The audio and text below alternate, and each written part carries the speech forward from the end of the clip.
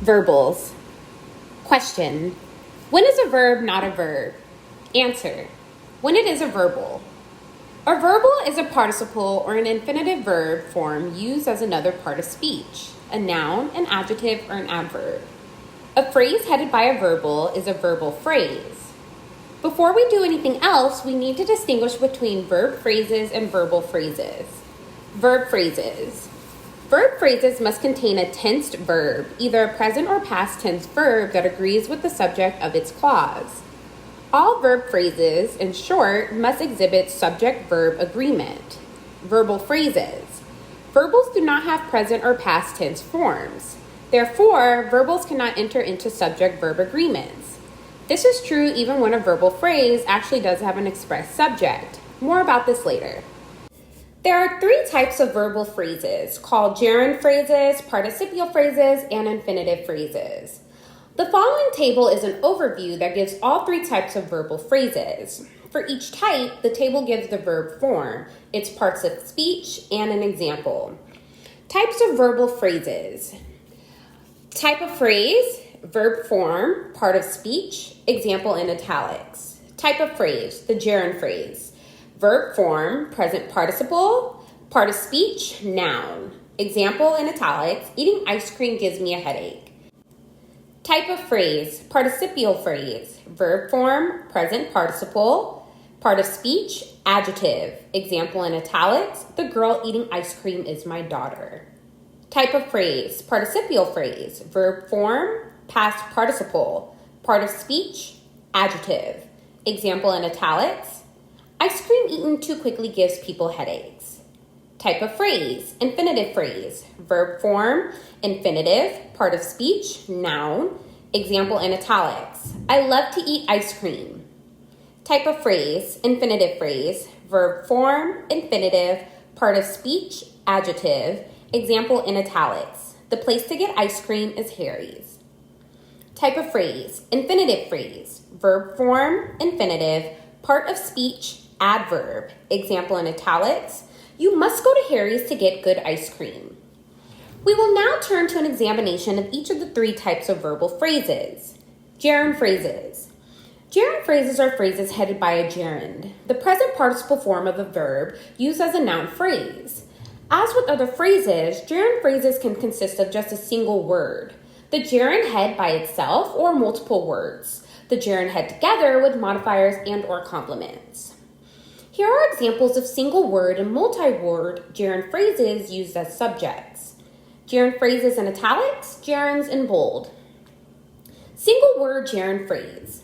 Smiling doesn't cost you anything. Multiple-word gerund phrase. Smiling at people doesn't cost you anything.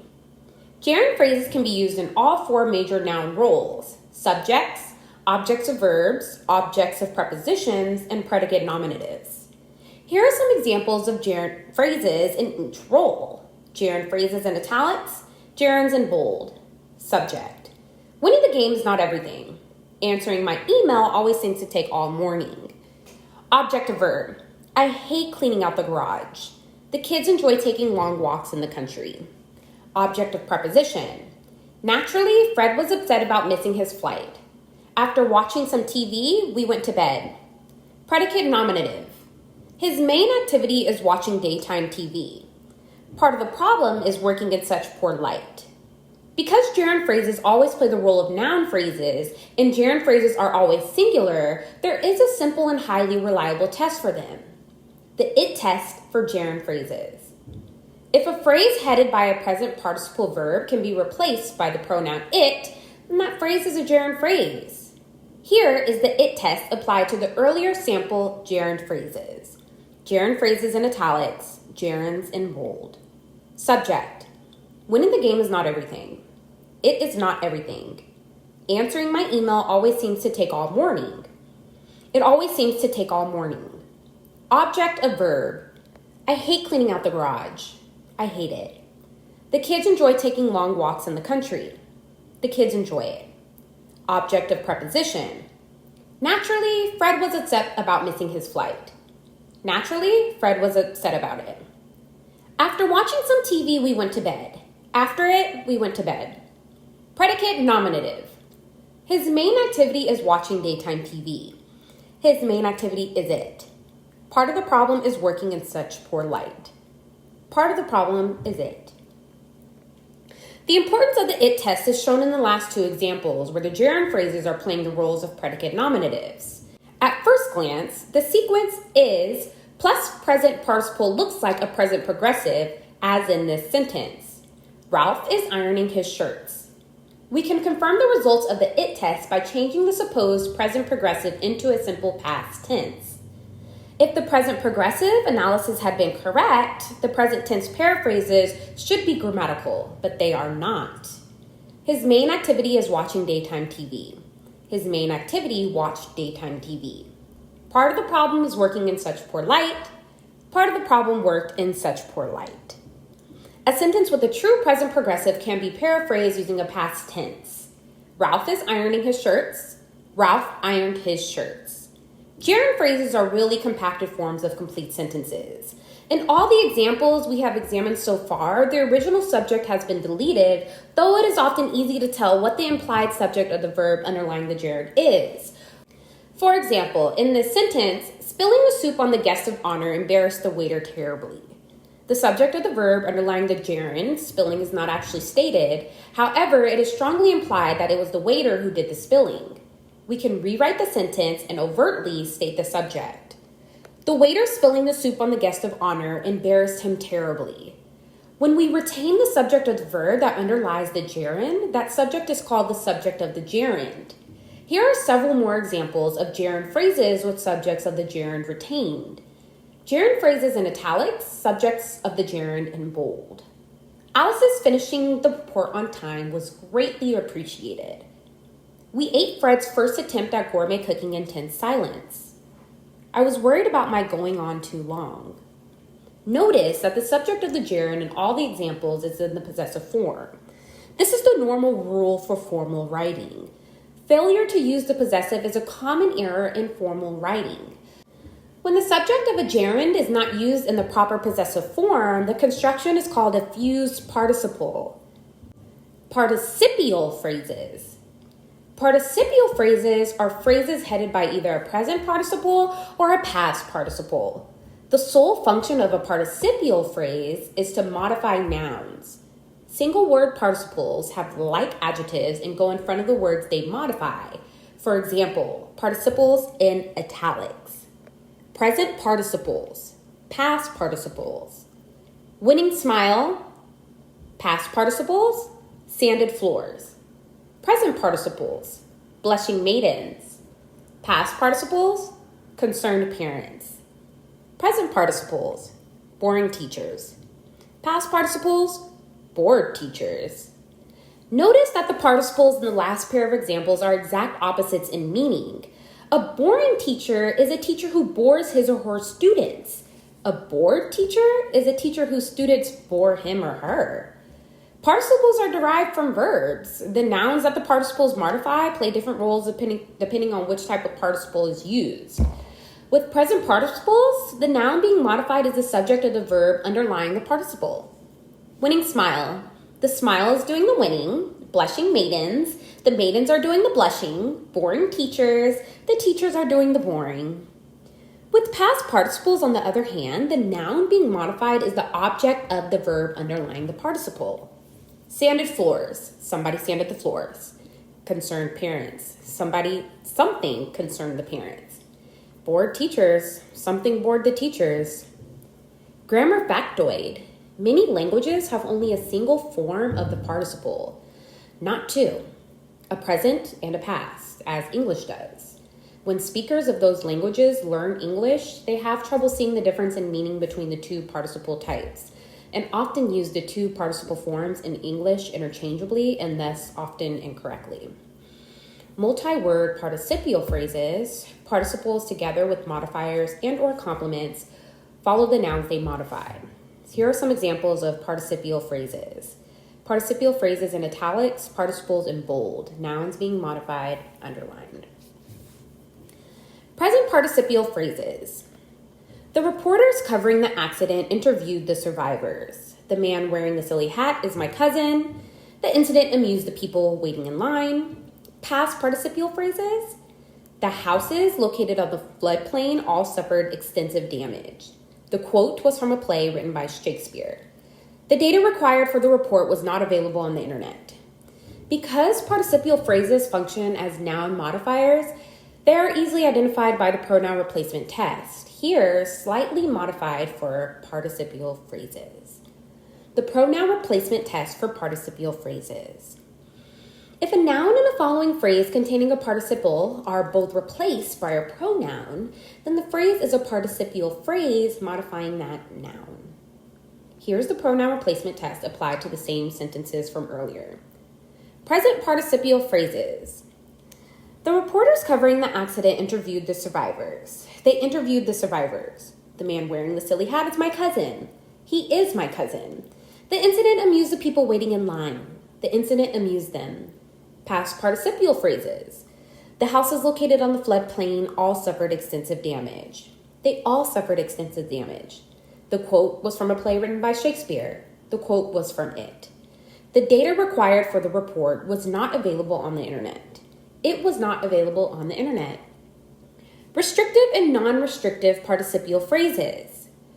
Participial phrases are really a kind of reduced adjective clause. Like adjective clauses, participial phrases can be used in either restrictive or non-restrictive ways.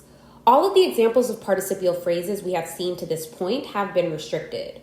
Here are some examples of non-restrictive present and past participial phrases. Participial phrases in italics. Present participial. Scrooge, muttering underneath his belt, returned to work.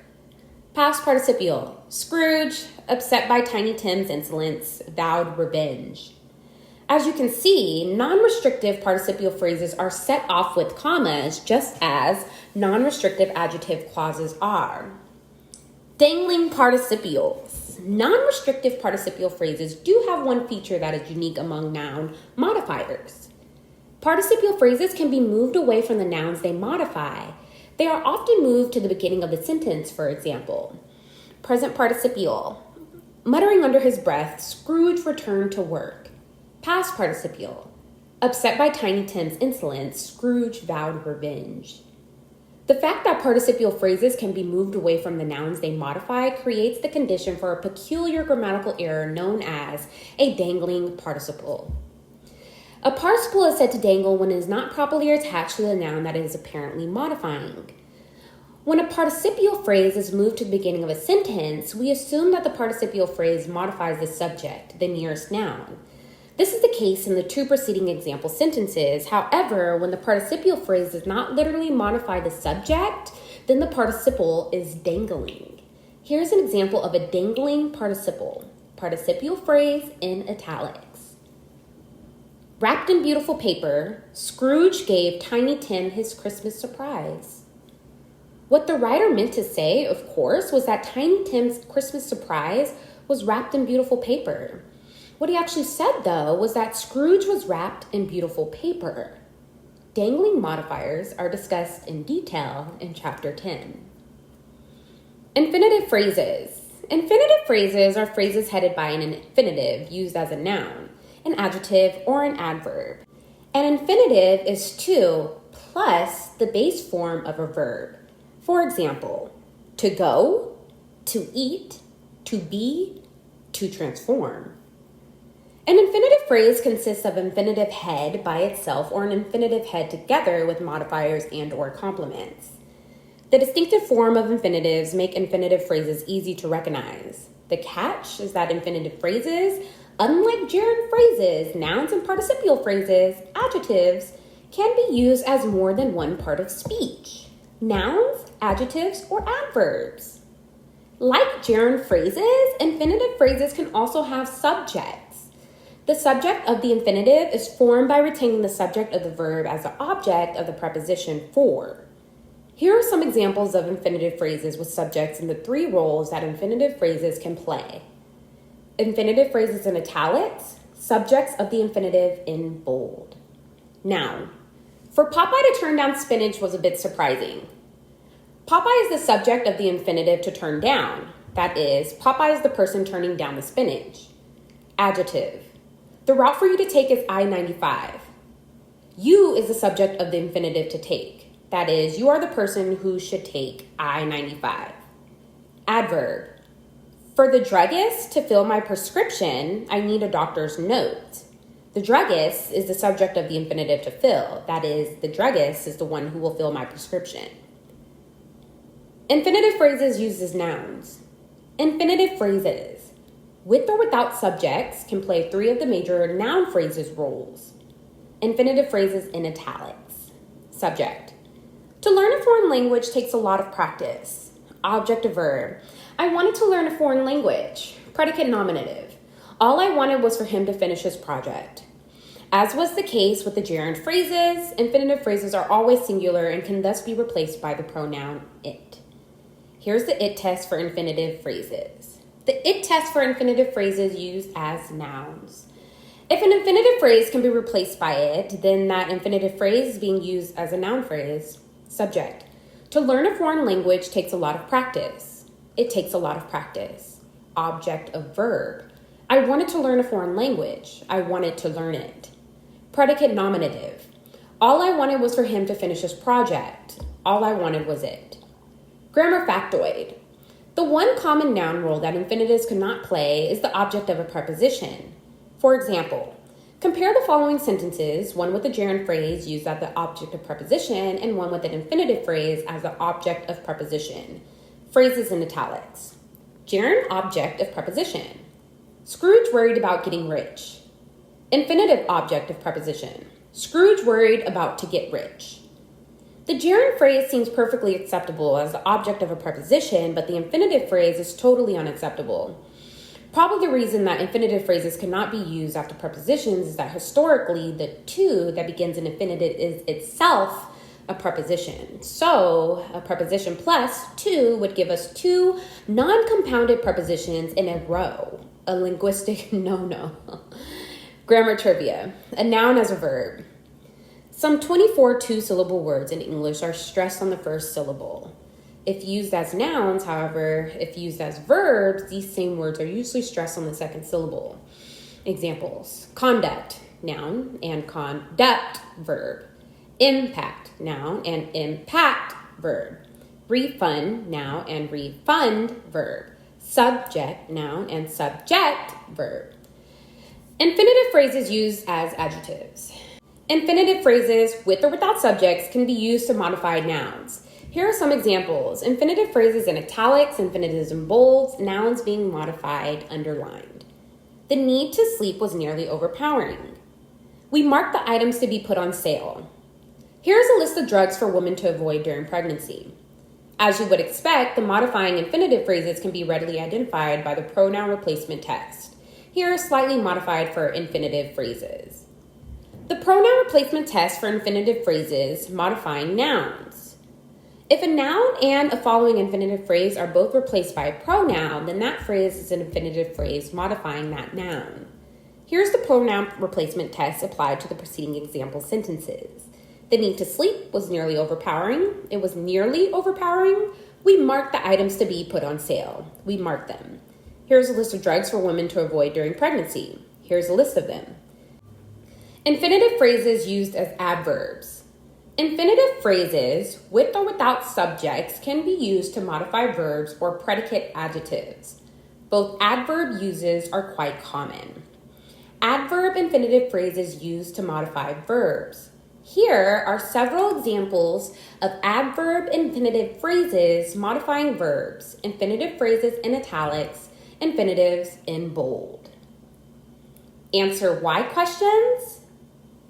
Move to the beginning of the sentence. Adverb infinitives used to modify predicate adjectives. Grammar trivia. Strong versus weak verbs.